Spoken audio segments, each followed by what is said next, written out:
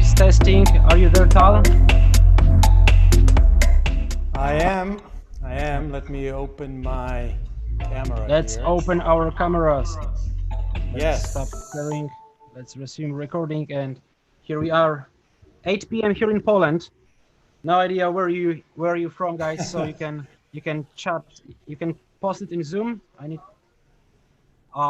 My name is Tomek Kołodziejczuk. Okay, I'm playing here from YouTube. That's why I get you double. So we are here also on YouTube. Welcome everybody who is here with us on Zoom. I'm glad you are not watching the beginning of Premier League or the Coppa d'Italia, Atlanta, Juventus. You're not watching Netflix, but you're here with us on Obiektyvizm.pl Zoom channel and also on our YouTube. My name is Tomek Kołodziejczuk and I'm a founder of Polish Objectivist Center Obiektyvizm.pl. And today my guest is Tal Tsfany, the entrepreneur and current CEO of the Ayn Rand Institute. Hello, Tal, how are you? I'm doing great. It's 2 p.m. here in Atlanta, and I have had no clue that the Premier League is starting today, is it? Well, it's restarting, let's say. Restarting, okay. Continuing. Got it. Yes, so there is few opportunities, but we are staying here with you. Today our topic is happiness. And you know, guys, when I first met Tal, who is a CEO of the Ayn Rand Institute since, I don't know, 2 years, 1.5 years? Yeah, actually coming to 2 years, yes. 2 years. It's at the beginning, I was surprised that, oh my God, this guy is like, when he did some keynote speech at Ayn Rand Con, this guy is talking about happiness and he's so passionate about it. First, I was surprised. But then I thought, okay, maybe because this is about philosophy of happiness. You know, some people often ask us that objectivists that why, guys, this is called philosophy of happiness, and so many people here do not seem to be happy. So I hope maybe Tal will help us resolve this question. He did, as he said, a decade-long pursuit of the ideas that truly power human happiness. And you know what? When I asked Mr. Tsfany first if he would like to do a Zoom with us, you know what he said? "Hi, I'm happy to do it." So he is all the time about happiness. And he told me, you know, Tomek, happiness is about a goal and a pursuit. And I have a goal here in this talk. So please don't moderate me too much. I know what I want to say. And as far as I know, we're going to hear 7 tips, practical tips, how to achieve happiness, because it's not only about the thinking of what happiness is or what gives us some joy, achievement, what fulfills our life, but it's about living. And living is about actions. Some actions maybe we can do which are common to all of us to make us happy.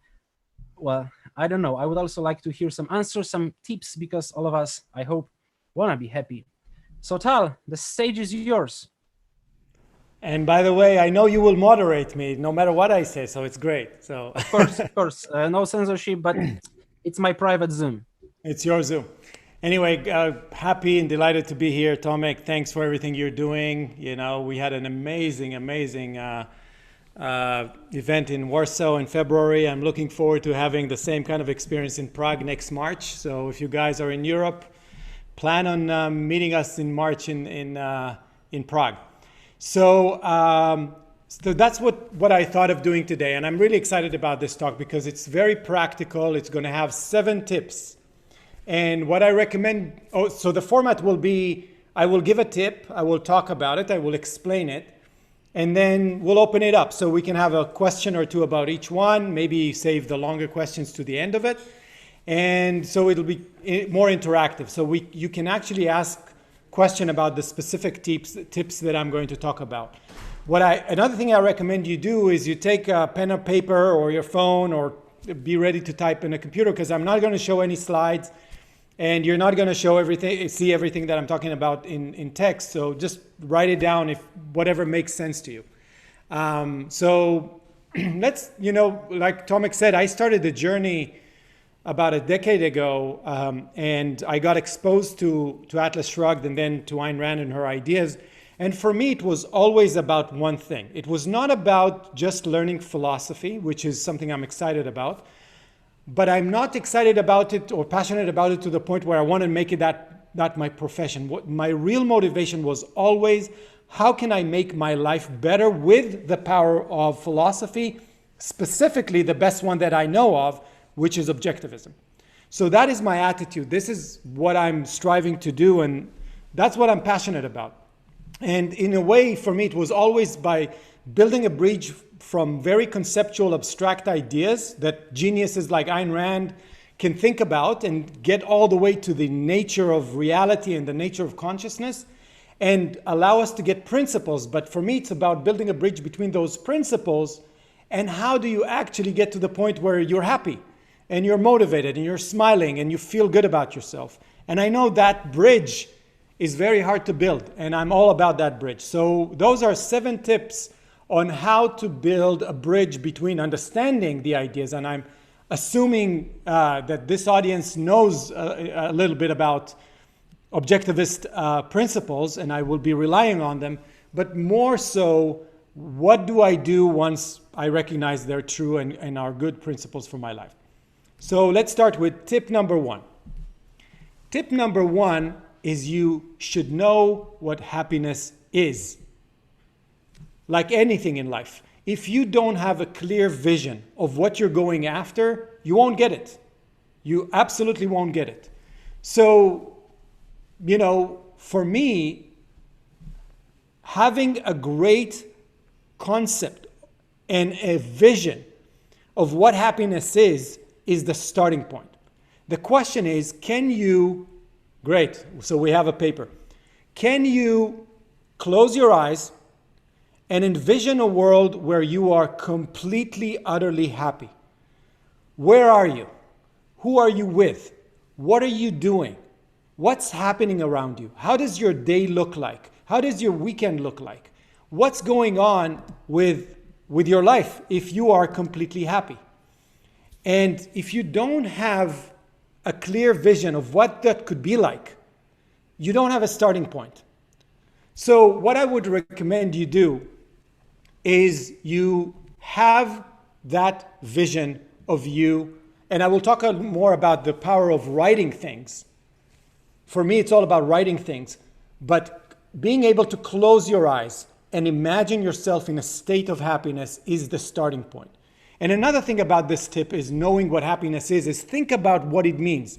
And again, I would say that, repeat that definition by Ayn Rand for the millionth time, because I think it's so powerful. If you really understand what it means, happiness is that state of consciousness that proceeds from the achievement of one's values. And she gives you all the recipe in one sentence. You have to have values you need to go after.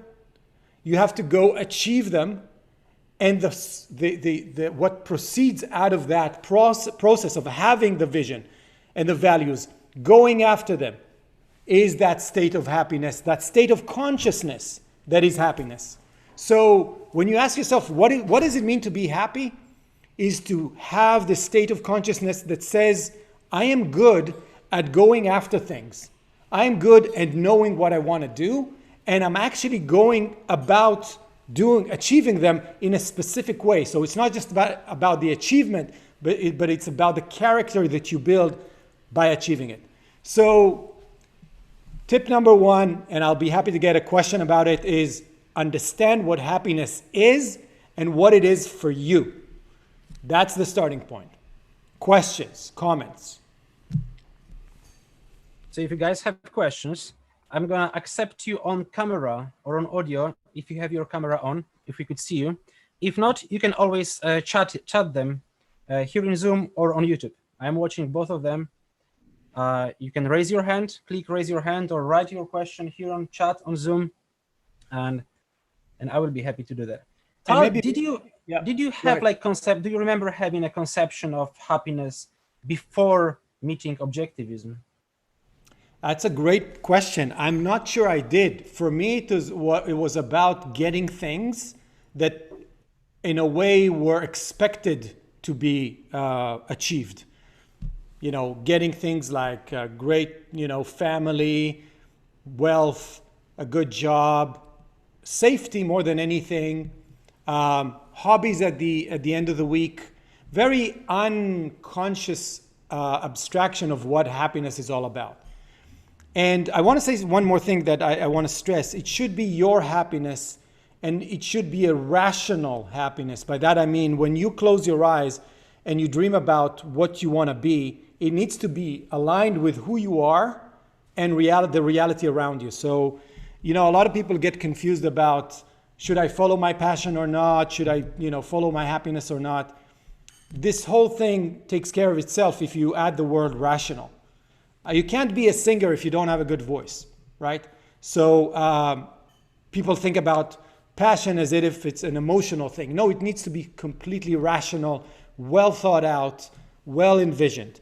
And no, I didn't have a good vision. Once I started thinking about it, things got clearer and clearer. I made a lot of mistakes in the way, worked for the wrong company in the process, then realized that I need to really stick to my definition of my own happiness. And that led me to where I am today. And when people ask me, are you happy? I said, yes, I'm the happiest I can be, because I can't imagine waking up to a better reality than where I am today. And that's very rare, I have to say. I'm looking around me and I don't see a lot of people in a state of, I cannot imagine my life being any better. Well, I think that anyone, most of the people who try to think about happiness, they don't necessarily have to be objectivist. They come to the conclusion, or in the midway, there is small conclusion that you need to compare your joy of life, the momentary one, with the long term. Everybody first start to realize that it might be a nice Friday, but the Saturday morning is not so nice. And maybe if you didn't study that Friday, but you went out drinking, maybe your next 5 years would be a bit different. So everybody gets there, that the happiness is about long term. But what also I find it's bothering me whenever I hear from people that if I do that, I will be happy. Oh, if tomorrow this person calls me, I will get positive test results or something, I will be happy then. How much do you think the happiness is conditional? I think that, it's, well, you said the right thing. It's happiness is a long-term state, and confusing it with pleasure or joy is disastrous. And people who connect specific events with their state of consciousness don't understand what happiness is. Happiness is building. It's like somebody made a comment about what is my statue, the statue. No, it's made out of something that looks like marble, but it's not paper. It's a beautiful statue. It's like building a statue. It's slowly creating and proving to yourself that your character is worthy and effective in going after your values. It takes years and years to be happy. It takes a long time to prove to yourself, to get to the state of consciousness that says, I am worthy and I am effective in leading my life towards my goals. And the outcome, as I said in the definition, the outcome of that process is a state of consciousness that is a prolonged state of consciousness. It's not if somebody will call you tomorrow. It's not. If somebody calls you tomorrow and says you didn't get the job, okay, I didn't get the job. What's next? That's my attitude, because I have a foundation after 10 years of practicing it. You can't hurt me. You can't hurt my happiness at this point. Maybe if you throw me in jail and completely destroy my ability to go after my values.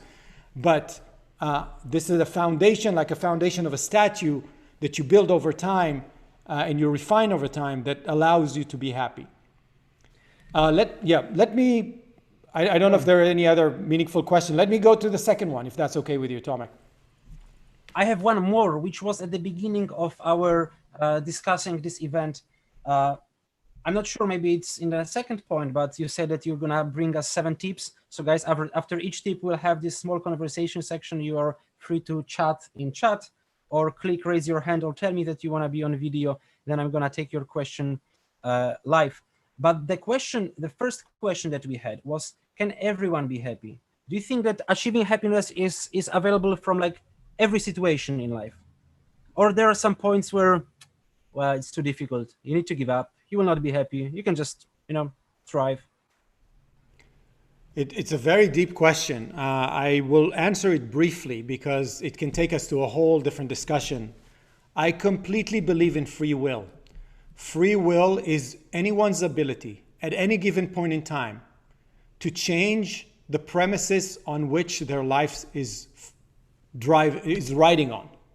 Okay, so every one of us has a personality, and they wake up in the morning and they act. They are not aware of the fact that subconsciously they're running on a set of principles and premises that is their philosophy. If you read Ayn Rand's philosophy, Who Needs It, you understand how subconsciously all of us as human beings have to have a philosophy. If you take a squirrel out in the forest behind me, right? They are born with a philosophy. They know how a squirrel should act. A snake knows how to be a snake, and a bird knows how to fly like a bird. They know how to act according to their nature. If you drop a baby in the forest, they will die because they need to learn. They don't have an innate philosophy. So taking those two things, your nature as a human being and the fact that you have free will, the answer should be at any given point in time, you can start reprogramming your life no matter where you are and what you do to define your goals and be more effective in achieving them. I think people fail on those two things. First, they don't know how to recognize values, which I'll talk about in one of my tips. And the second thing is the methodology. They don't know how to effectively achieve it. And that actually is my second tip, if that's okay with you. My second tip is about the process by which you approach reality and the effectiveness in you dealing with reality and dealing with your ability to achieve values. And that is the subject of objectivity. So my second tip is know what objectivity is and practice it. Now, I won't go explaining what objectivism is all about, but if there's one thing that I take from objectivism is the concept of the objectivity. So what I would do is I would take this book, it's called Objectivism, the Philosophy of Ayn Rand, and read chapter 4. That's it. That's all you have to do. I would read chapter 1 to 12, but if you do one thing, read chapter 4 of this book, of Leonard Peikoff, who wrote this book, and he defines what it means to be objective. And that is the most amazing discovery that I think Ayn Rand has given us. She's given us a scientific way to think about, am I right or am I wrong about what's going on in reality? She teaches you how to think about the inner world of your consciousness, the way it perceives reality, and the relationship with them. And she gives you a recipe, and you can learn about that recipe of how to make sure that you're not wrong in the way you're interpreting what's going on either outside of you or inside of you. And she defines it beautifully by saying that the means of our consciousness of understanding the world objectively is reason, and according to specific rules that are the rules of logic. So if you really integrate that into your thinking, and that takes years, I don't want to discourage you, but if you start understanding that your emotions are not creating reality, and the truth is not out there waiting to be revealed to you by God or by somebody who tells you what's right, you have to do the work yourself. You are equipping yourself with a superpower called objectivity. And with every discussion that I have, with every emotion that is invoked in me, I have this superpower now because I've trained my mind to think this way, is what is going on objectively, regardless of my emotions and what's actually going on with the facts. So that's my second tip. Understand what objectivity is. And read Opar. Read Opar, or at least the 4th chapter of this book. It's just mind-blowing. Yeah, first I thought we're gonna do some life tips like exercise, read a lot of books. I will get there. You will get there, great.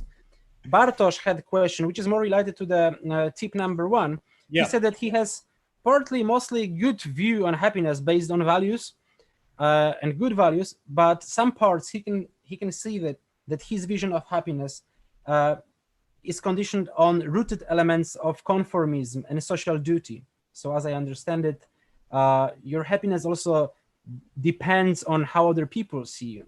What society of not only of what happiness is, but how do they evaluate your actions. So do you have any advice on how to throw out these unwanted elements, or even if they even are unwanted? Yeah, my recommendation is wait for tip number 4. But Right, so seriously, yes.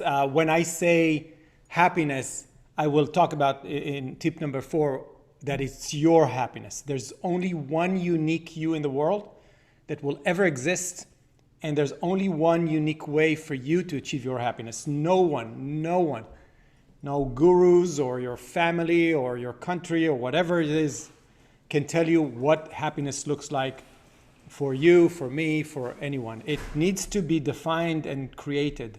And yeah, you should root out any conformity out of your thinking. And that, if you think about it really deeply, it has to do with thinking objectively, because you will understand the nature of your consciousness is different than any other person around you in Poland, wherever it is. And the only way to build happiness is to get to know yourself better, what you love about this world, what makes your soul sing in the world, and go after that. No matter what other people tell you is good or bad or appropriate or not. And we'll talk about how to act towards those later. But conformity is destructive in really understanding yourself and how to truly liberate yourself to the point where you can achieve your true happiness. Tal, do you have some metaphor for happiness, some good analogy which can work when talking with people about happiness? Some people say, I don't know, that they like to think about life as a journey and meeting friends and people in your life as people on your journey, or thinking of even philosophy as rules in the game you're playing. What analogy would you have for happiness? That's a great question. For me, happiness is smiling, knowing that you are good at living. For me, it's waking up in the morning and knowing that I can deal with life. Knowing that I understand how life works. I understand myself. I understand my soul. I understand my consciousness. I understand what I love and I hate about this world. I know that I am strong enough emotionally and intellectually to deal with any hardship, any challenge that are going to be presented to me, either because it's part of the challenge that I choose to go after in the process of creating a company or achieving or writing a book in my case, or if those are challenges and hardships that are presented to me not because I chose to, the taxes that I'm asked to pay and the craziness that is going around us in society. It's not chosen, but I know I can deal with it emotionally. So for me, that's what happiness is. It's that smile in the morning of like, I got this. Well, it's a symptom for happiness, I guess, but not exactly a metaphor. Yeah, you're right. I'm talking about, I don't know if it's a metaphor, but it's the condensation of what happiness means to me. I think the closest thing for me, it's a statue. I think of my life and my happiness as a statue that will take me a lifetime to build. And I hope it's a nice one like this one. Yaron Ben is asking question. If you are vegan, but I guess there will be some tip number 6.5 about food. If not, how that works with your values. But in other words, I don't know how is it related, but he asks, is your influence on others' happiness is reflecting on yours? So I guess there is 2 questions. At a fundamental level, no, because my happiness is vegan mine. Or no influence? That's the way I think about it. I think about it is, at the core of it, my happiness is mine and your happiness is yours. I cannot make you happy. I can and that's my other part of the answer, as my passion, I can decide to be a teacher for happiness, which my influence on you makes me happy. In this case, influencing you to be happier will make me happy. But let's say I am not a teacher. I'm an astrophysicist, right? So, and I'm working with other astrophysicists. Their happiness is not dependent on me. I'm not responsible for their happiness. I want to have great relationships with everyone around me. I want them to be happy. But my happiness is not dependent on them, and their happiness should not be dependent on me. We have Zev Hollander, thank you, Tal, on the line. Yes. You can click raise your hand and you can talk. That's what he did. Hello, Zev. Where are you from? I'm from Israel. Hey, Zev. Zev from Israel. Good to see you. What's your question?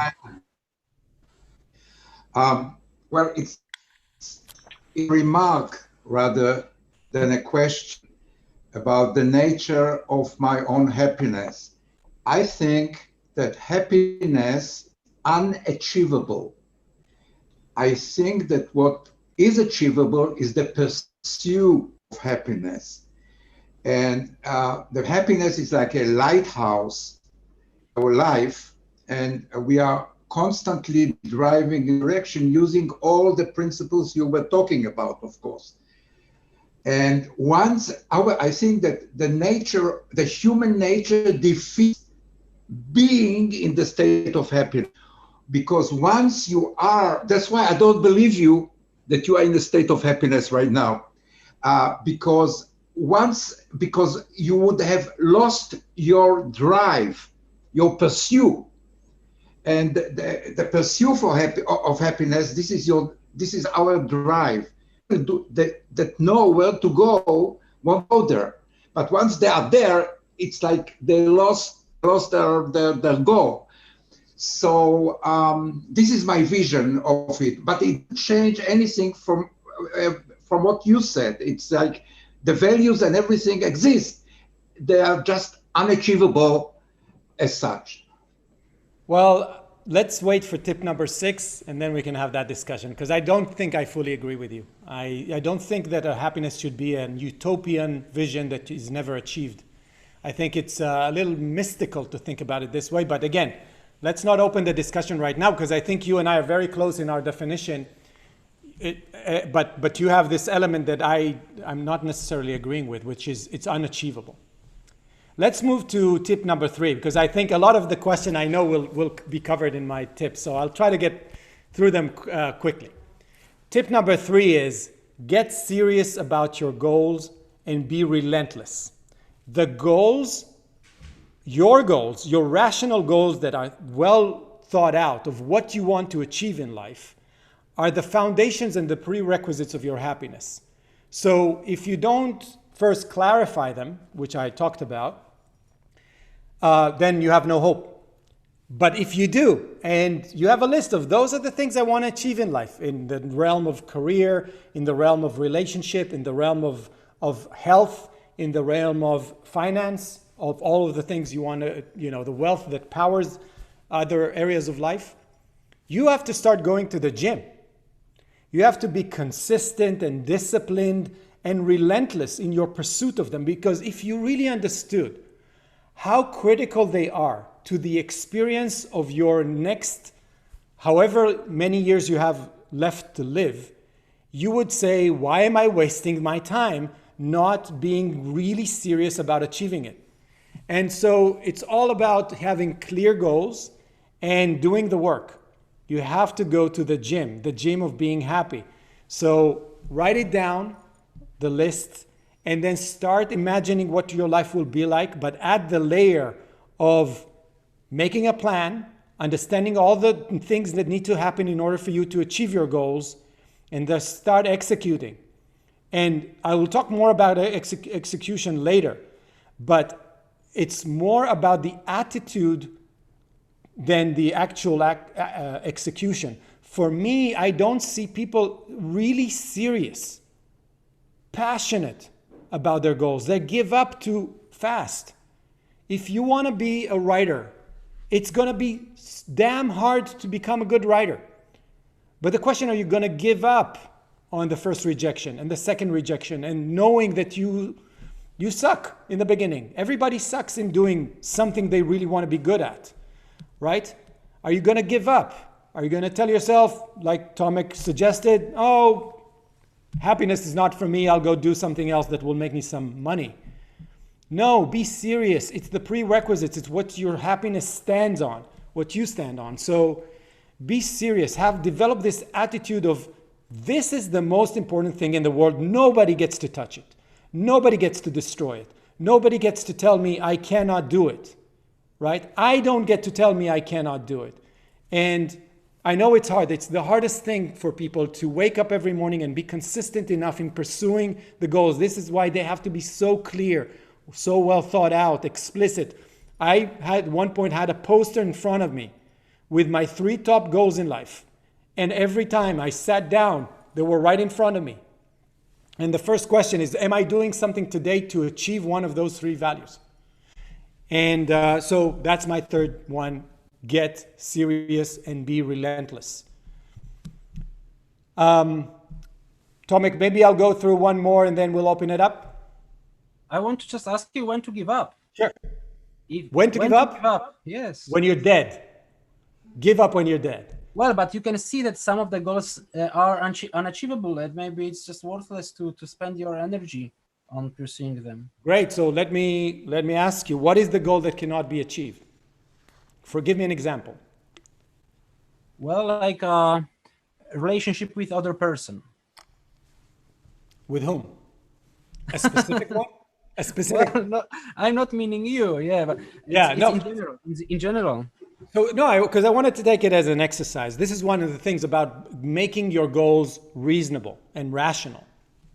So let's say you see that girl and you say, she's amazing. I want that girl. Okay? And you make it your goal. And so you're serious about it, right? I said being relentless. So are you willing to put the effort of understanding who she is, what she's all about? Is it truly someone you want to love? Because I believe in love at first sight, because some people project this amazing radiance of values that attracts you. But if you're serious about a long-term relationship, maybe you should spend time with her before you decide she's the love of your life. After you do that and you decide she can be the love of your life, make a plan. Set the stage for you to meet her. Understand what she loves. Invest in doing things that will attract her to you. Now, let's say you find out that there's no chance in the world she wants you. She says, you're not my type, please go away. Right? Is that the end of the world? Well, no, I don't think so. Why isn't it? Because you can say she is not achievable anymore. Well, so when you realize that there is small chance on becoming a president or opening a successful startup in some particular region, or, well, there is plenty of goals that you can say that there is so minimal chance of having them. When do you decide then that it's unachievable, that you can give up? Because maybe it is unachievable, but, well, you're not the right person to do it. Right. So that is part of making it rational. By that I mean that you always, like Zev suggested, this is a pursuit. Life is a pursuit. It's not, I managed to get to the milestone and now I'm resting for a year. So part of and I'll talk a little bit about it in the next tip, tip number 5, is the fact of having a hypothesis in your head, I want that thing, and then acting that hypothesis in reality. And reality is way more complicated and messy than your dream world of, I'm going to have this successful startup and make $1 billion, or have this beautiful girl because she will want me, right? So the process of achieving happiness is having a hypothesis in your head. I want that thing. And then you act out, and then you learn a lot. You learn a lot about yourself, about the nature of your goal. You will learn that building a startup, I built a tech startup, is way more complicated and demanding than what you thought about. You have no clue when you're starting. So what do you do with the new information that it's hard? You can either come to the conclusion that it's not what you want, and it's too much for you. And that is completely fine. You can say, you know, I thought I wanted to create a startup. I don't want to do it anymore. By the way, that's exactly where I was. I wanted to create a startup. I did it once. I'm telling you right now, I don't want to do it anymore, right? Because I know what it takes, and I don't think it's worth my time. It makes you money, but it's not worth my time now. I want to do something else. But you can also say, what do I need to change in me in order to be able to achieve it? So this continuous, hypothesis and acting out and experimenting and getting feedback is the process of figuring things out and moving forward. Yes, there are cases where you're stuck, you're blocked, there's no way for you to achieve the goal. That means nothing, because if you really understand the muscle of happiness, it's the ability to look around and always find another one or an alternative to it, right?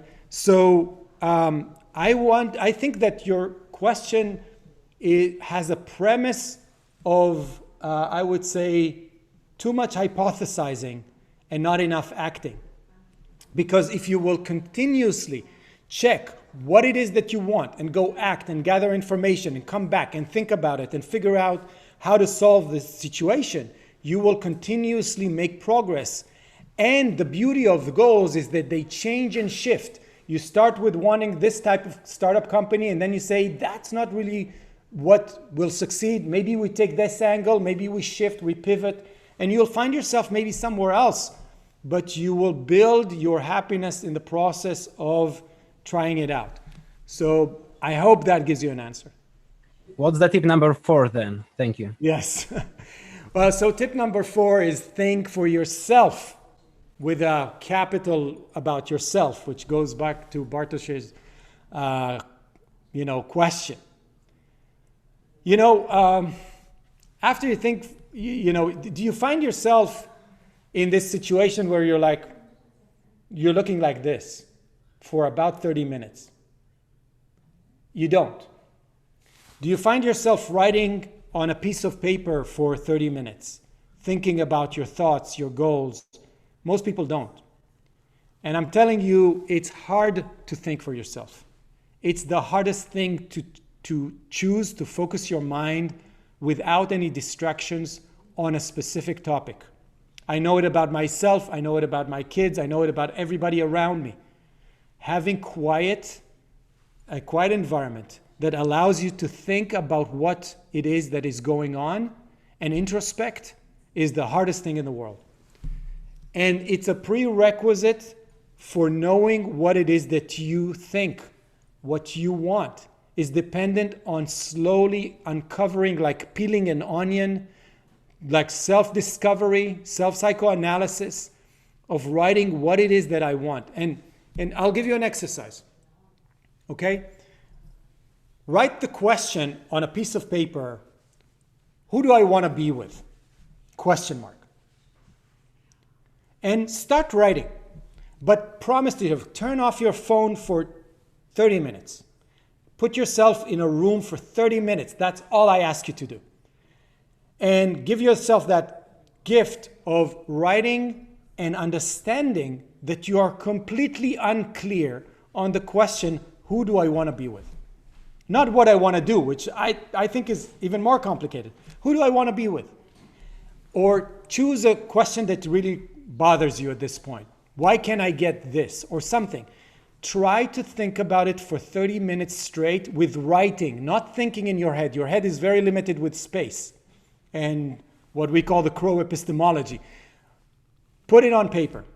And then I will promise you, if you'll do a good job, you will immediately be motivated to try and understand what's going on in your paper and try to condense it and condense it and condense it till it becomes actionable. And say, wow, I just realized I don't want to live here. I want to live somewhere else. And maybe a plan will come out of it. So think for yourself, meaning think and for yourself. Those are the two things as part of tip number 4. Introspect, that's what I wrote. Introspect is exactly what it is. It's understanding what's going on in your mind and realizing that your mind is usually very, very blurry, in a blurry state. And Well, when it runs on automatic mode most of the time. You know, the way I talk right now, you know, Tomek, is I don't think about every word, right? It's my subconscious that is at work right now. It's this lightning fast part of my brain that allows me to talk word after word without even thinking about it. But subconscious cannot control the strategy of your life. It's your conscious mind that needs, and that conscious mind is slow and deliberate and confused sometimes, and is very limited with capacity. So that's the part that you need to activate when you're introspecting. you know, so many coaches, you know, people who kind of train happiness or they do their podcast job, etc. There is various. You come up on various books on happiness with various strategy on introspecting or writing, or 6 questions by Nathaniel Branden, or there is various strategies, methodologies on getting your values from yourself. What do you have your favorite one?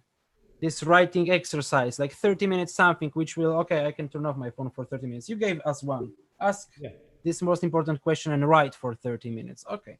Well, which was your favorite on working on your happiness? One by far, introspection. By far. Introspection on paper. Think on paper. Don't think in your mind. Think on paper. I have notebooks over notebooks over notebooks of pages of thinking about different things in my life, and after page 8, realizing that I'm completely confused about the question itself, and scrapping all of it, throwing it in the garbage, and starting a new question that is preliminary to the question I thought I should be asking. And then what I do usually is I write like a stream of consciousness, everything that comes to me. And then I try to separate the session where I do this stream of consciousness and the session where I do the analysis of the stream of consciousness. And when I said condensing, I mean what's in it. What it's very clear is that I love this activity. What does it mean? And then I really try to get the one out of the many in that session. And I condense it into a list. I'll give you another tip that I use. I have a list for my life. It's a very simple. I use an app called Workflowy, and it's the simplest app in the world. It just has a list, and you can ident that list, and it has my life in it, my values, my goals, my hierarchy of goals, and from time to time I check where am I, and I take it all the way from the most strategic thing to what am I doing today. And in a way, if you're very, very diligent, you can see it almost like a pyramid of values that is built over time. And if you're very good, and it took me years to get there, is to see a correlation between what I'm doing today and the 3 things that I decided to do today and how they serve my goals and my... You write down your goals. Yes, that's what you said. Yes. Yes. Okay. Matejko on YouTube asks also a question. I don't know if you want to follow up with that. Sure. Can a person be happy and experience anxiety? Yes.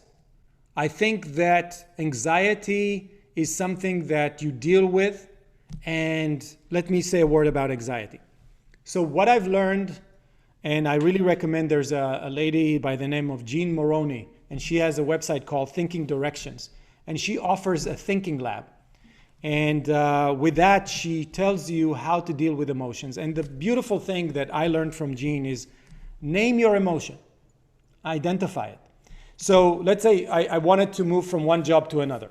I had a very safe job in a big company. I was a VP, and I decided I want to leave and join my brother-in-law and open a startup. And I couldn't make that decision. The minute I started thinking about it, I was washed with anxiety. What is anxiety? Anxiety is that feeling that comes to you from your subconscious telling you there's something threatening your life and you don't know what it is. It's not like fear, where you can specifically point to the thing that is threatening you, like a barking dog or someone with a gun, right? Anxiety is like, it's such a complicated feeling because you don't know what's going on.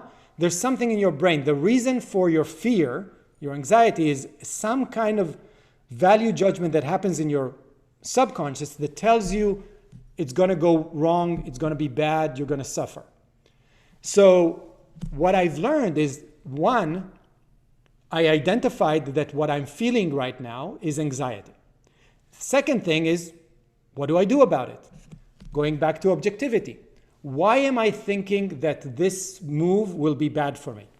So I went to introspection and I wrote, why is leaving this company and moving to a startup will be bad for me?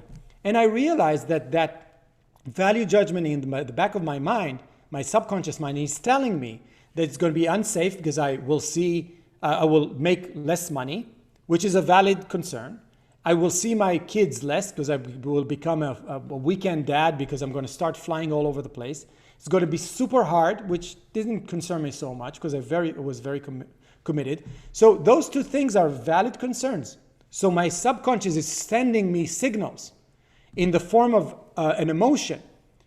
But the beauty is that I look behind the emotion and I look at the value judgment that creates the emotion. So I started talking to myself in the shower. Tal, we said we have enough money for a year, right? We put money aside. If I'll make no money in this year, nothing will happen. The quality of life of my kids will not change. Check? Okay. What about being a weekend dad? Well, I'm not that happy these days. I need to, get myself out of bed every Monday to walk to work that I'm not really excited about. I'm not such a great dad today because I'm not happy.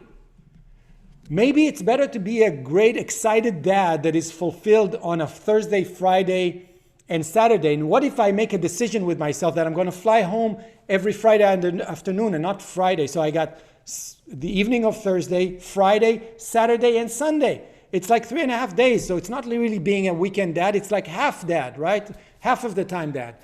And I'm going to be much happier.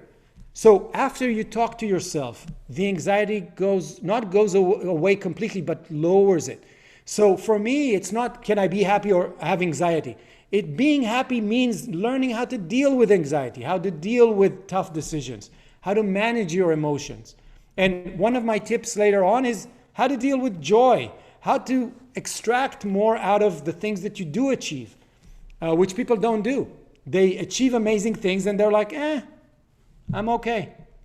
So even that is a fallacy. So yeah, great question. More to say about emotions, maybe in a different conversation. Tip number 4, introspect. Tal, Yes. Philip is asking, but we all want to know, how much time do you spend on introspecting? Like every shower or some meditation in the morning or from time to time when you feel it's not going well? Well, I have automated this so much that I really ask myself several times a day, how are you doing? How is it going? And whenever I feel something is getting stuck in my life, and it happens, unfortunately, more often than I would like it to happen, like my work, something's going wrong, a relationship with someone, family issues, wealth issues, health issues, and so on, I stop and I introspect. I have this, I call it the printer paper exercise. I go into my room, I open the printer, I take out a white page, I put it on my desk, I clean my desk, I write the question that bothers me, and that's how the process starts. And I always end up in a better place than I started because I can really figure out what's going on. Sometimes even I should do nothing about it. I just need to let it pass and forget about it. Sometimes it's like I need to completely change my perspective on things or something really meaningful. But I do that. I would say real introspection right now I'm doing on a weekly basis. So what is the tip number 5? Tip number 5, the pursuit of happiness, as Zev called it. And I call it bias for action. I started talking about it. So defining values in your head is all in your head. I call it a hypothesis. That's what I want. I want that girl. I want this money. I want this company. I want to be healthy. I want biceps, whatever you want. And now you act. So I would say, again, appreciate that the beauty of reality is that it's super complex. and messy. And that's the fun of it, because if reality was easy to manage and we understood it, then it wouldn't be a challenge. You need to act on your hypothesis, and when you have a good view of what you want, put it aside. You've done the thinking. Now it's time to act. And I can't say enough about how important it is to have a bias for action. A lot of your emotional issues, a lot of your problems, a lot of the things you're stuck with is lack of action. You hypothesize too much. You're thinking about, what should I do? Should I call? Should I not do? Maybe I should do this. Enough is enough. You can get completely lost and anxious by thinking too much and not acting enough. So it goes back to being serious about things. If you're really serious about your life, you need to understand that happiness comes from achieving things. Achieving requires a lot of action. So that's the pursuit of action. So sorry, the happiness. I have an analogy for you, Tomek, because I know you like analogies. In racing, when you race, I race cars today. I have a race on Saturday that I'm really looking forward to. They say that if you run really, really fast, you get to the point where your foot is either on the gas or on the brake. There's nothing in between. Because if the car is just rolling around, you're losing time. You can either be accelerating or decelerating, right?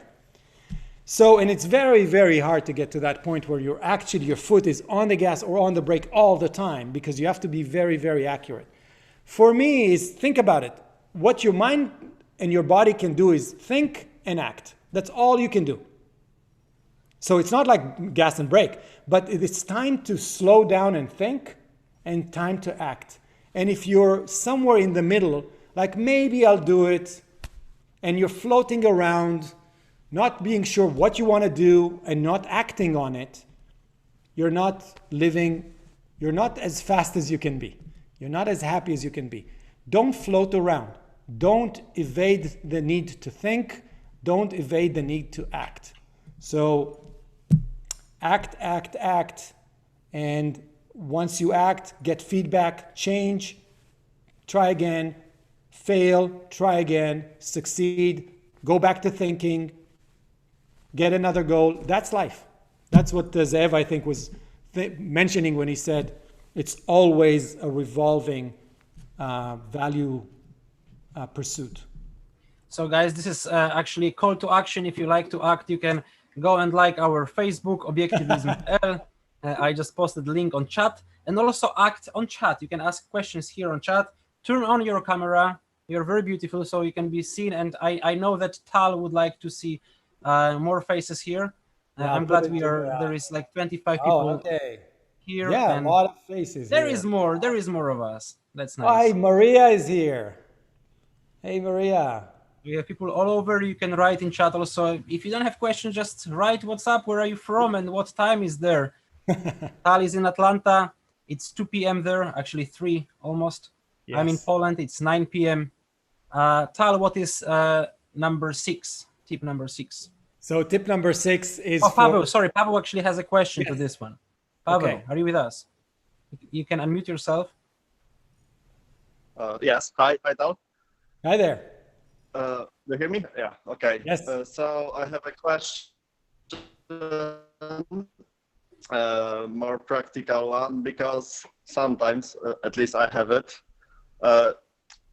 when you even know what your vision is, what you want to achieve, but sometimes there are some days when there is a complete lack of energy.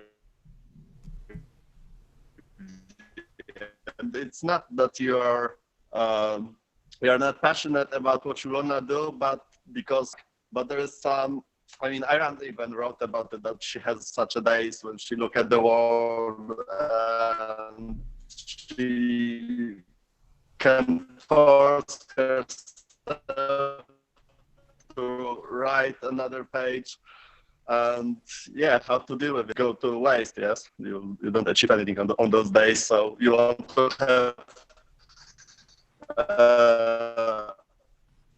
have not so many of them. To be the question. Pavel has some problems with the connection, but I guess. Yeah, so I think I got I think I got the question. So from Pavel. So let me say a couple of things. Well, first, I want to name the thing called resistance. So sometimes you want to do things, but there's something holding you back. And again, resistance will require a whole different discussion, because resistance is real and it's a reason to introspect even deeper. Because not knowing what's holding you back from achieving things that you are convinced is what you want, the reason for that is the same as I talked about anxiety. There's something in your head preventing you from really going after what it is that you think you want. And until you resolve that, you will not recruit the energy and the courage needed to do it. So I don't want to really, I'll just close the parenthesis here, but the name of the thing you're talking about is resistance. And you need to ask yourself, what is holding me back? Is it other values that I'm going to jeopardize if I go for this value? My family versus my career, things like that. Is it lack of self-esteem because I don't trust myself I will succeed? What is the reason for me not to have the self-esteem? Maybe I should realize that I don't have the self-esteem, but how can I gain it if I don't start moving forward? And then realizing that the fact that you don't have the confidence to take the next step doesn't mean that you should not take the next step and maybe fall down. Because that's how kids learn to walk, right? They fall down and then they stand up and they walk again. So first I would say, think about the concept of resistance. And the second thing, you're right. From time to time, I stare at the wall because I'm exhausted. At the end of the day, I just want to lie down and stare at the wall because I'm exhausted. And I will talk about the need to, in tip number 6, is the need to recreate, the need to have fun, to celebrate. And being exhausted is a good sign that you're doing something good. We have also a question from Michael Leon. Yeah, hello. Yeah, so I have a quick question, although I fear not that quick of a question as it's a broad topic. But I think one of the main complexes that I run across in myself and in many, many people, like I almost think most of them, is the issue of perfectionism. Like, people often are afraid of starting things, either artistic endeavors or, entrepreneurial ones, because they just think it needs to be perfect. It needs to stick to the ideal, the platonic ideal they have in their heads, and it just blocks them from starting completely. So do you have any tips on combating that particularly? Let me ask you, are you a mystic? Not really. Don't think so. Because for me, if you talk about perfectionism, at its pure sense, it's mystic. It's like, you said the word, it's platonic. By that I mean there's a world out there, not in this world, where this perfect life of me, or the perfect body that I'm going to have, or the perfect whatever that you imagine is going to happen. Forget about it. Forget about it, because it's mystic. It's not part of this world. When I talk about having rational values, it means what can I actually achieve with everything that is given to me? And people despair because I live in a place where it won't enable me to achieve my highest goal. What is your highest goal if it's not achievable in the reality that you're living in? Now, I would grant you that there are some environments that will completely capitulate your ability to achieve minimal values. But, and if you read We the Living, in a way, this is what Kira is dealing with, right? Her inability in Soviet Russia to achieve a life that she wants. So she escapes. So her goal becomes escaping. But don't be a perfectionist in the wrong sense. Yeah, strive for the best quality that you can get out of yourself. If I'm writing a book, I want it to be the best it can be, but I never think about it in a way of, can I write like this guy, or can I write that? No, I can't. I can write like I can, and taking into consideration the evolution. Now, there's another amazing tip that I heard about thinking about where you are at any given point in time. Look back. Don't look forward. Look back and say, am I better than last year? Am I better than 5 years ago? Because if you keep looking forward and looking at this genius who plays tennis 1,000 times better than you, you get discouraged. The true grounding point of reference should be you. And as long as you look back and say, wow, I'm much better than last year, I'm writing a better book than my last book, I'm getting better as a scientist, I'm getting better as a doctor, you know, then you're on the right path to being the best you can be. And that is, I agree with you, it's completely platonic to think about, I want the perfect job, I want the perfect world. It's not going to happen, and it's going to discourage you. Yeah, I think it largely comes down to me and my acquaintances being brought up in a Catholic country where there is this huge idea underlining, I think, many of our, books and speeches and, philosophies that it is virtuous to look down upon yourself and to portray virtue as something unattainable, and that this is the framework that you should be working from. You just described said out loud, it's something that's implicit in our culture very much, I think. This is the gist of the corruption of the mystic-based philosophy of religion. It corrupts your ability to enjoy life, in my mind. It's like cutting off a hand. And it takes a lot of time to push out this attitude towards yourself, towards values, away from you, because that's what, is injected in you from where you're very young. So good for you for identifying that this is the source of that fallacy. So tip number 5 was have a bias for action, right? Bias for action, yes. Tip number 6? Tip number 6 is have fun. Have conscious, deliberate fun. So what do I mean by that? Why are we doing all of this of pursuing happiness? We want to enjoy life. We want those moments where we smile about who we are and what we've achieved, and we look around and we enjoy it.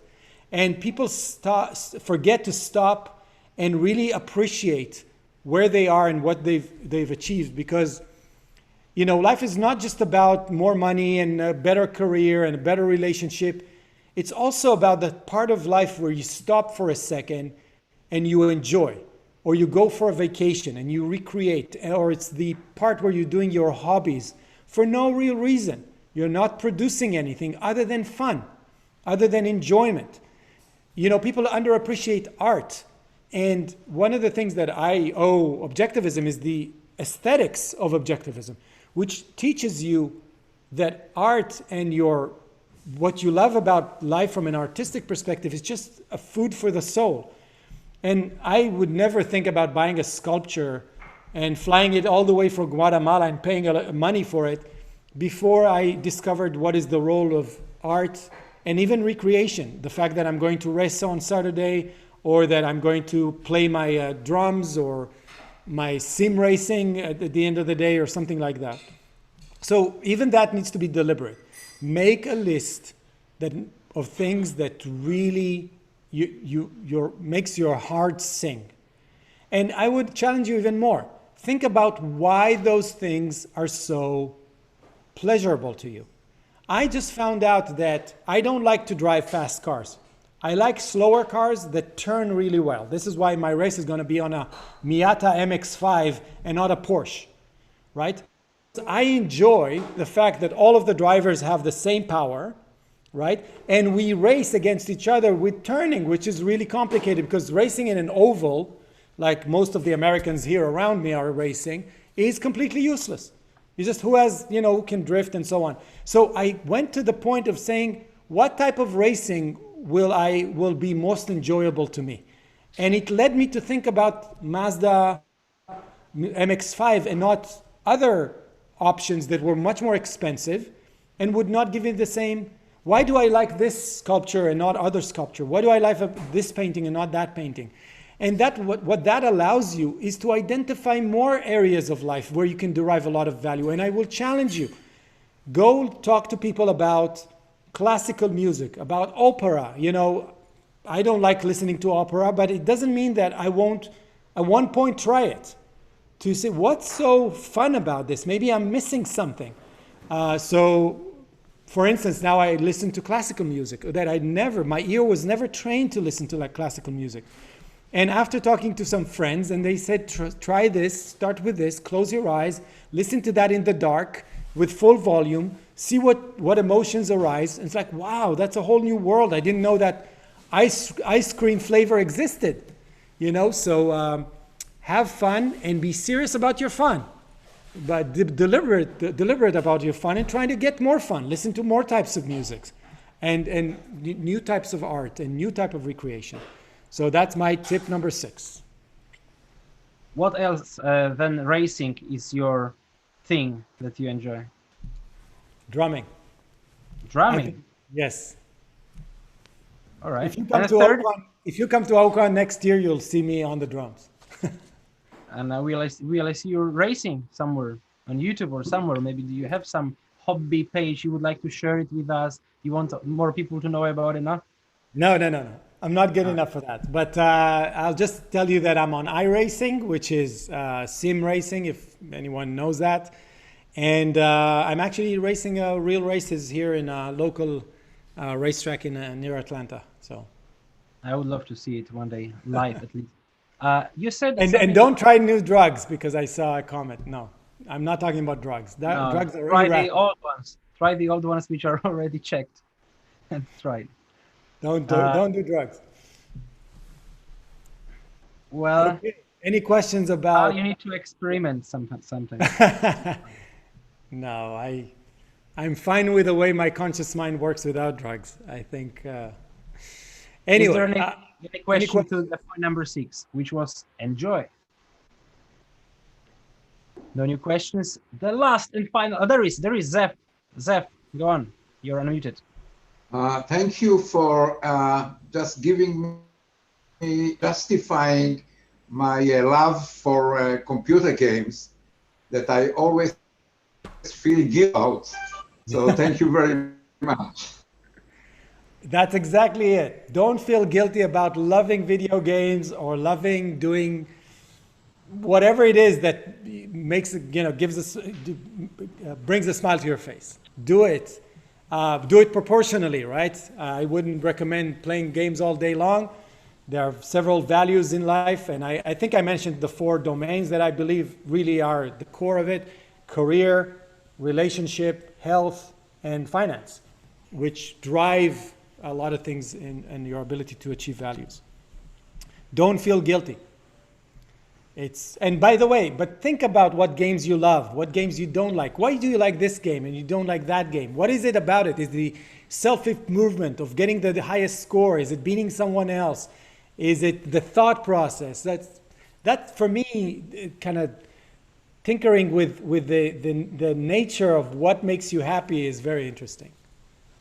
Yes, I can add to that whenever you try to be critical about things you love and you dissect on what you like and why, is it like music, wine, or other people, the more you do it, the more subconscious then it becomes, this examining, and the more then you can enjoy the food, wine, music, people, whatever. I guess, yes. One more thing is that you want to get to the point where you don't have enough time to do everything you want. That's where I am today. I just have 24 hours a day. I can decide what do I want to do, and I love it because it's like a buffet that is always in front of me, and I can always pick and choose. Get to the point where you can afford, you have the time, and you know why you like those things, and develop more and more hobbies. I just started playing the bass, taking lessons with a bass teacher, because I realized I really love the bass, and I've never tried it, and it's a great way to train your mind and try new things. And maybe I won't be playing the bass in 6 months, but for now I'm passionate about it. So we are done with 6 tips. Tal promised us 7. I guess this is the 7th. Drink water before going to sleep. Or finally some practical, small little life tip which everybody can do, and it will make us happier. Is it? I don't know. I don't drink water before I go to sleep because I have to wake up and then go to the bathroom. But I don't. In the morning, that's what I have to say. Yeah, drink a lot of water. Actually, I'm trying intermittent fasting, and it's working really well for me. So, if you guys are interested in that, but there was a question if you are vegan and you didn't get to. No, I'm not an expert in nutrition by any means, but I just notice what's going on with my body, and I love eating steaks. I love steaks.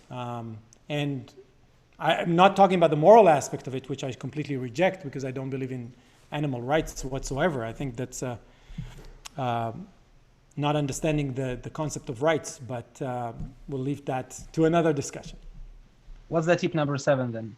Tip number 7 is, I'm going to read you a passage from God's speech. That's what I'm going to do. It's about being a true egoist. And that is the hardest thing for people to learn. You are the most important person who will ever live. You, Tomek. I'm talking to you. Yes. You follow me on Twitter. When you die, Tomek, the world will end. Okay? I don't know if you remember, but they asked Rand. Take care of me, guys. What? Take care of me, guys. Yeah. You don't want it. So, appreciating that your life is the standard of value, as Rand says, is the hardest thing in the world if you were brought up in a conservative, religious, altruist environment. So your life is sacred. Protect it, and more than anything, have the pride to know that you are the most important thing in the world. Treat your life this way, treat your time this way, and appreciate that who you are and the way you live is all that matters. So I want to read you something that I find really inspiring from Galt's speech in Atlas Shrugged. If you haven't read Atlas, go read it. Pride is the recognition of the fact that you are your own highest value. And like all of man's values, it has to be earned. That of any achievements open to you, the one that makes all other possible is the creation of your own character. That your character, your actions, your desires, your emotions are the products of the premises held by your mind. That as man must produce the physical values he needs to sustain his life, so he must acquire the values of character that make his life worth sustaining. That as man is a being of self-made wealth, so he is a being of self-made soul. And I will talk a little later about that, what that means. That is to live, that to live requires a sense of self-value. But man who has no automatic values, has no automatic sense of self-esteem, and must earn it by shaping his soul in the image of his moral ideal, in the image of man, the rational being he is born able to create, but must create by choice. That the first precondition of self-esteem is that radiant selflessness,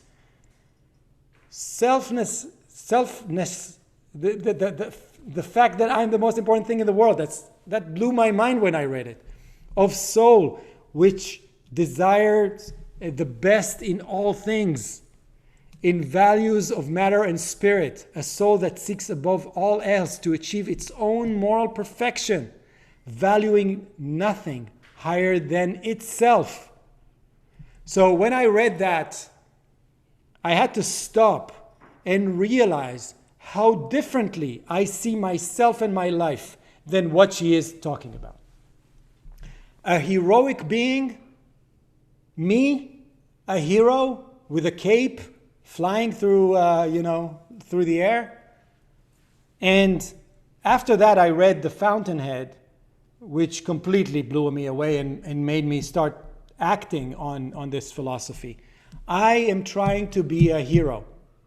And heroes put everything on the line because they care about themselves and they care about their values so much that they just go ahead and put it all out. And having that attitude towards life is not easy. It's an achievement.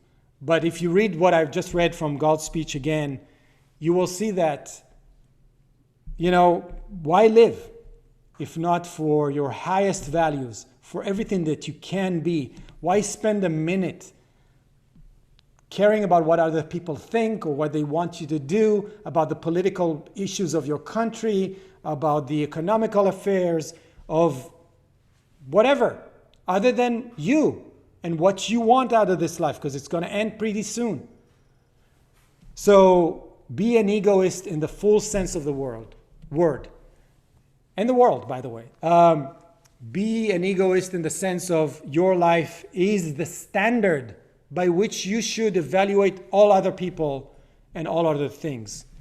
And that is hard to understand for a lot of people, but it's the ultimate tip that I can give you of having that attitude that really all of the other tips I mentioned about is dependent on.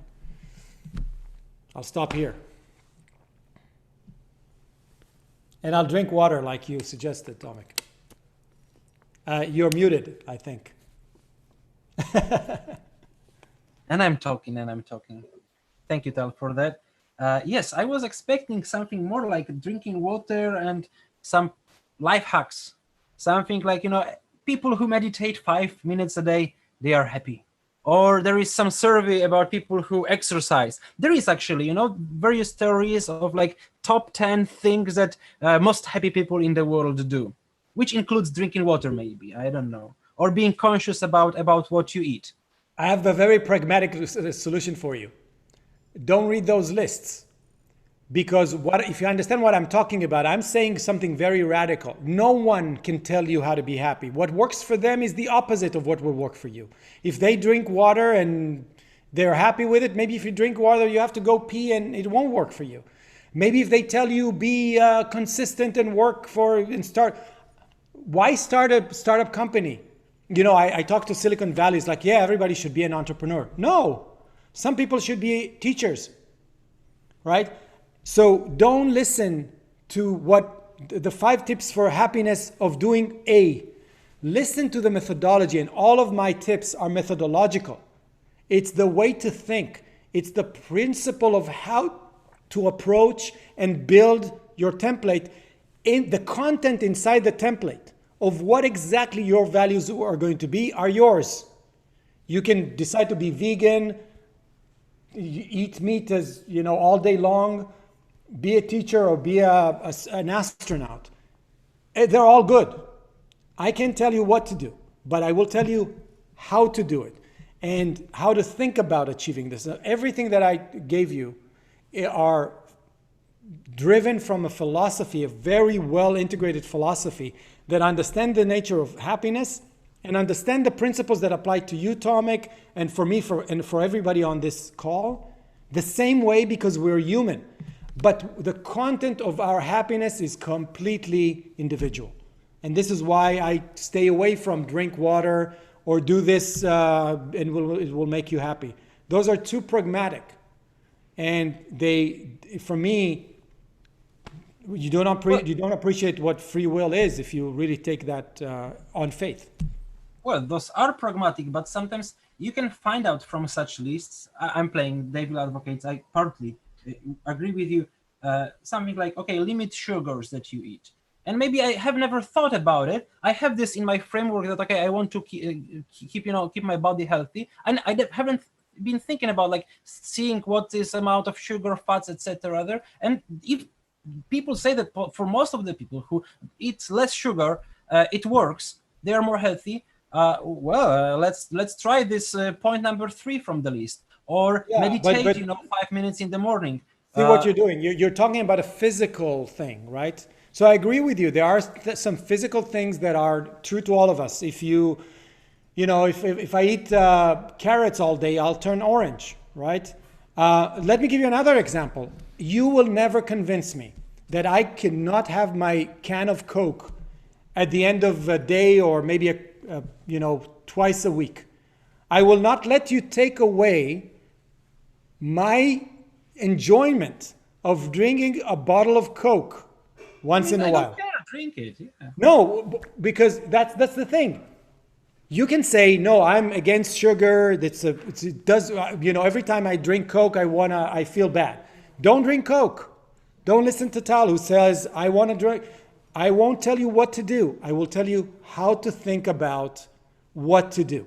And I agree with you. There are some things that apply to all of us, specifically about our nature, our body, but also in our mind. And most of what I talked about is our principles, are more conceptual principles of the way your mind works. If I say everybody needs introspection and values in order to be happy, that's true for everyone. The same as it's not good to cut your arm off. It's not good. It's not, you won't be happy. That's ultimate truth. But it's much harder to know what's good for you mentally. And that's why I think it's much harder for people. And I don't know if you noticed, but a lot of people are now taking care of their body much more than they used to. Do you notice that in all of the networks? Everybody's getting. Well, you know why I and think I like that it. I go out on the streets and the summer dresses and etc. Yeah, I like it. it's great, but it's a culture. But I think it's a cultural trend that people just don't have the stamina and the understanding of how to make muscle here, rather than just muscle here, because this is easier. For me to actually build up my body is an easier path than being happy, right? Would you agree with me? It's harder. So don't give up on the ability to understand the principles of what can make you happy and apply them. And it takes courage. It takes to shell off conformity and to shell off safety in many, many respects, and to reject what people around you think, and unfriend a lot of people. I unfriended a lot, people from my life because it just was not aligned with what I want to achieve. So yeah, it's hard. You can guys always, our lovely audience, turn on your cameras and post questions in chat. I have also a question about these lists. What is your opinion on them? Because, okay, these 7 points are, we will list them through later, check them. But those are very philosophical, and I guess they might appeal to us, to people who think philosophically about their life and want to be happy if they are not yet. But for regular people, there is powerful messages in, for example, surveying people on, like people in who are about to die, like on the bed, right, lying, and they ask them, okay, what do you regret in life? Or you are 100 years old, what do you think now matters? I actually think it's a good thing. What do you know the answer usually? What is the answer? They say mostly, probably, if I remember, don't pursue your career too hard, take care more of the close relations, take it easy, something like that. No, I heard something completely different. I heard that by far the most common answer is not going after things. Not doing things. By that I mean, I don't know if you know, but Jeff Bezos has this great framework called the path of least regret.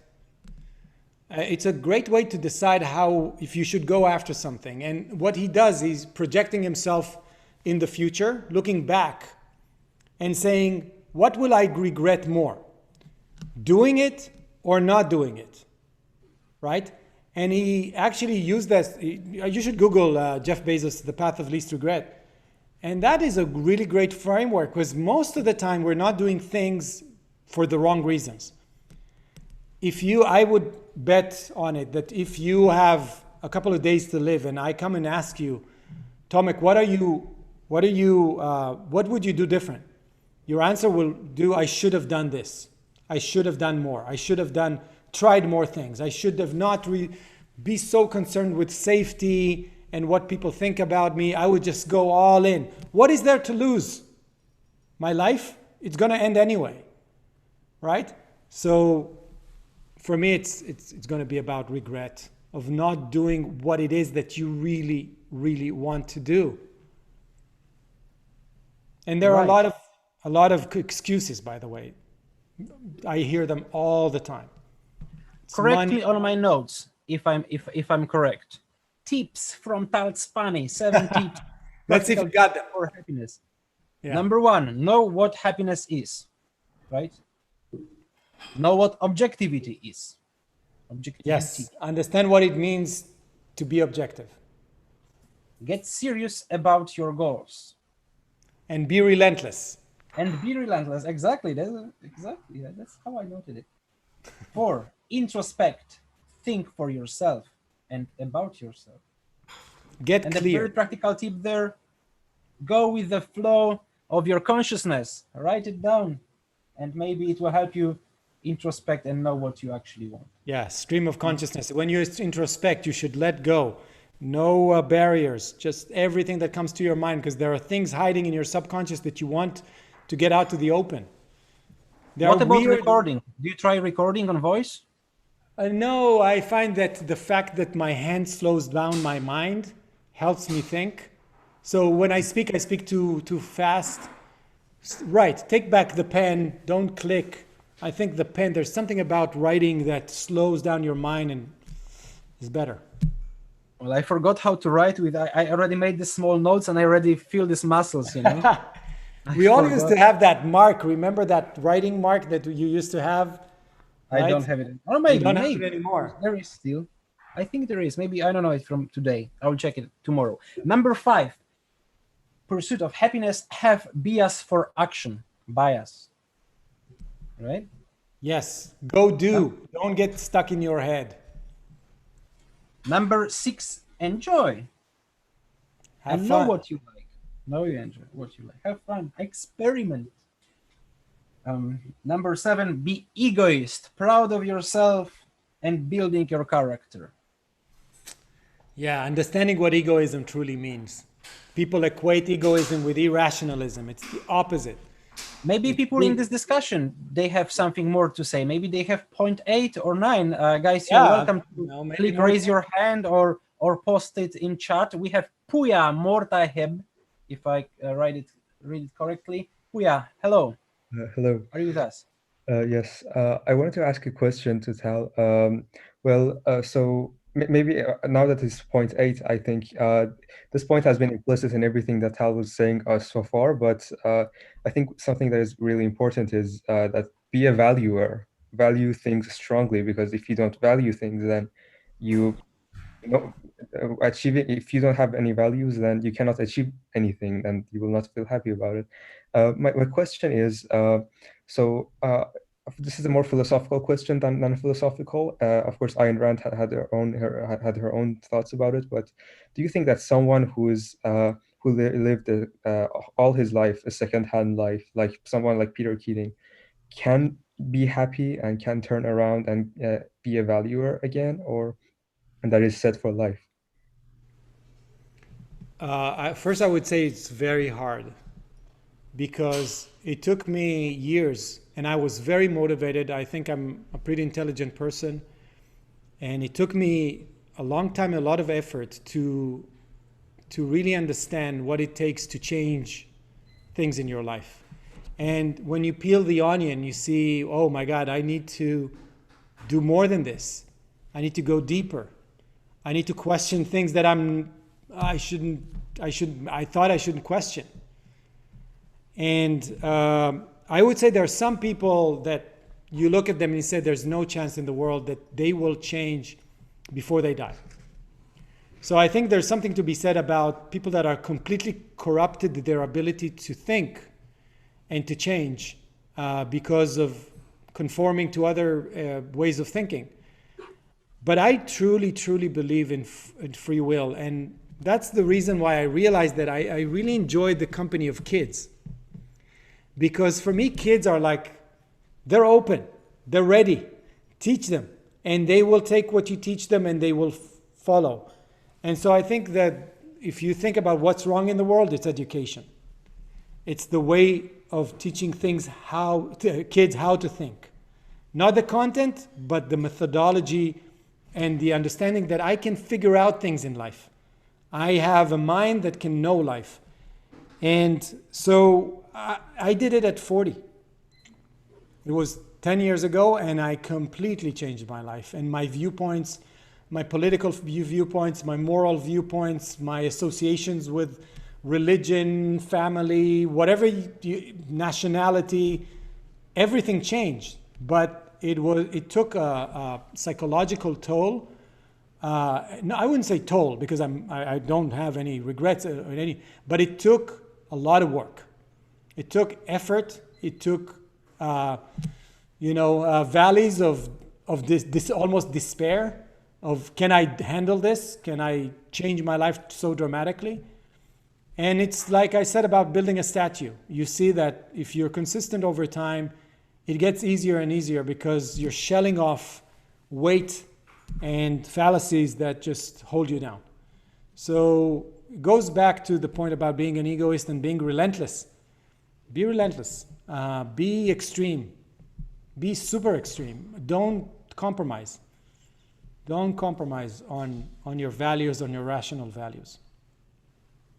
Only Tal, one life to live. Yeah. When we were discussing this shortly, this webinar, and you said that you are happy to do it, you sent me your discussion with Nikos from Ayn Rand Center Europe, Ayn Rand Institute Europe, sorry, and you can check it. I will post the link later to this video.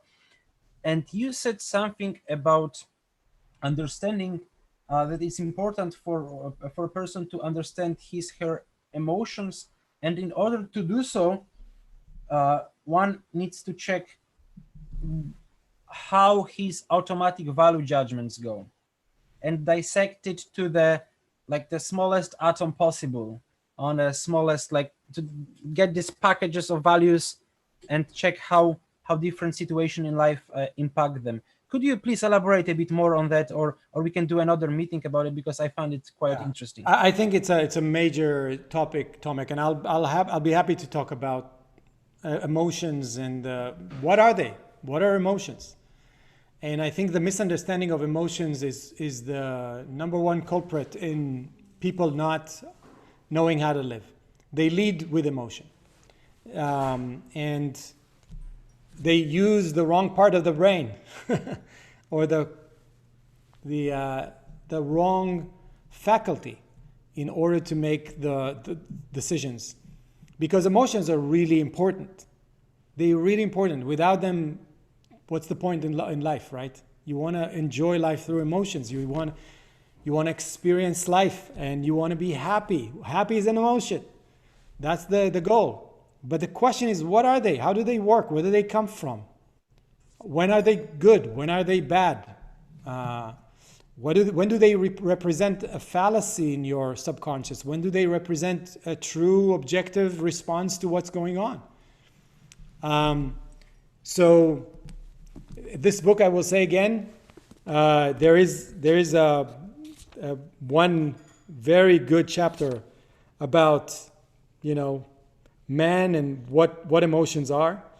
And I can say that if you don't want to read philosophy, you could at least read, and maybe later on I will share some art, lectures and courses on YouTube that you can listen to as far as understanding emotions. And those, if there's something that really changes your life, is understanding of emotions. I said that I also like this life hacks, and I thought maybe it will be a bit about this meeting will be a bit about them. You said that you listed these 7 tips which work for everyone, but still you might have your own life hacks, which are what? Do you have some, like something really small, practical, but it catches and it made your life easier, more funny? You're talking about the content, yes. Yeah, run a list works wonders for me. You know what? I'll do this. Let me share because I promised I might. Let me share my list. You can see this list. Oh, not this one. Sorry, I shared the wrong screen. No passwords, okay. Yeah, let me share this. Can you see this list? Nothing yet. Previously, I could see your screen share. Wait. Share screen. Oh, okay. Sorry. Yeah. Share. I'm posting link to the talk with Nikos. To the chat. Okay, we see your list. You see this list? I won't open the, but this is workflowy and this is how I run my life. I got my lifetime goals, I got my strategic goals, and then I really have my world. And in my world, I actually detail everything that I need to either do today, or they're in a parking lot, or things to think about and chew on. And that list allows me to create a hierarchy between, or a connection between my lifetime goals, my strategic goals, and my day-to-day in a way that is completely aligned. And that is my life hack as far as making sure that every day, every hour of working is meaningful. Because I've learned that it's the easiest thing in the world to waste time on things that don't work, they don't add value, they don't create anything. And I want my life to mean something. So I am, and by the way, it's a great representation, because when the list of things you want to do becomes too long, you know that something is wrong because you just don't have the time for it.